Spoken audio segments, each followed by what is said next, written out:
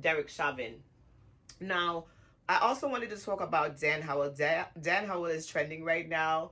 Dan Howell is this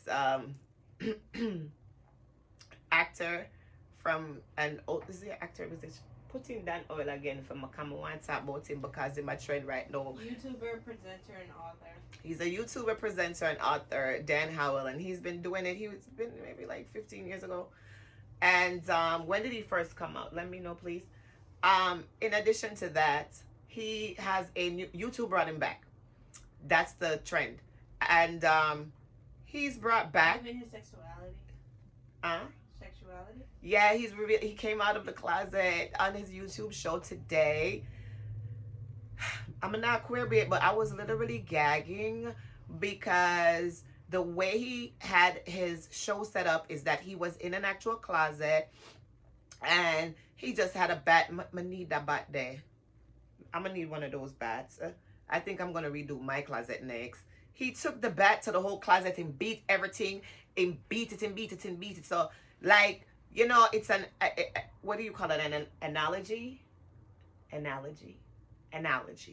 It's a metaphor. It's symbolic of all the things that have kept him in the closet all this time. And sometimes, you know what? While we're talking about that, I wanted to talk a little bit about cord cutting. So I'm just going to put it in here. Sometimes, so the thing is that all the things that kept him inside the closet is what he's beating because he wants to come up out of the closet. And so he took a bat to those constraints and those restraints and those things that had held him back for all of, you know, his life of being able to say, hey, you know, this is what I am gay. And that brings me to cord cutting.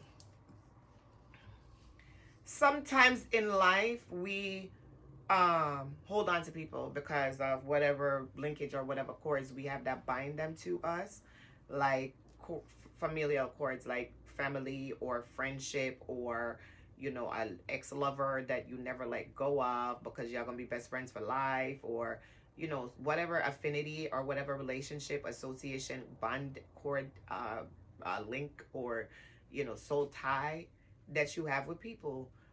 Those things are, you know, like tethers. They tether you to people, the links that you have with them, the relationship, the bond. And when you're tethered to somebody, when you are linked to them, usually they know your strengths and they know your weaknesses as well. And so therefore they know like your triggers, and they know, you know, the different things about you that maybe other people don't know, and they know how to affect you. And so sometimes you have to learn that you have to cut the cord. You have to cut the cord to what is familiar. And that's where I am in my evolution right now. I don't know if I told you that I've been fasting, but I've been fasting for 3 months. And basically it's just like no food, no water, and I've been completely abstinent for 3 months. And so it's making me clearer in my mind, and it's making my mind more open to, you know, different, you know, things that have been occurring all my life. And I'm just like taking stock of, you know, the different types of tethers that there have been to me. And I am releasing myself from these tethers. And I recommend that you do the same. I recommend that you know, read up on cord cutting and what it means, and, you know, what it can do for your life. Because sometimes we become so codependent, so interdependent, so wrapped up in our interpersonal relationships that we become tied to them, and we cannot grow and we cannot develop because those things are holding us in place. We're tethered. You tether horses. You tether cattle. You tether sheep. Human beings don't need to be tethered. The only type of link or bond that is actually like legally, like, you know, like legally, yeah, like legally, like even in the eyes of God, legally, officially known and acknowledged, is marriage. That's a natural soul tie. And that's a legal soul tie. Everything else is like, even family, because it tells us that the Bible tells you that when a man takes a wife, he leaves his, family and he cleaves onto the wife, and all of those things. So I just wanted to throw that in there.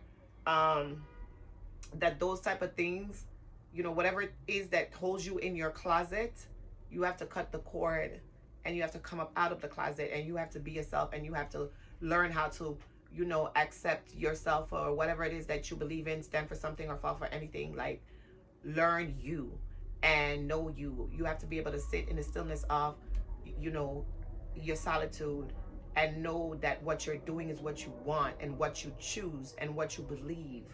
And that's where you will find happiness. And so it seems like Dan Howell has found happiness after all this time. And that's it for Dan. I'm excited about him. I need a bat like his, because I'm going to be taking a bat to some things in my life.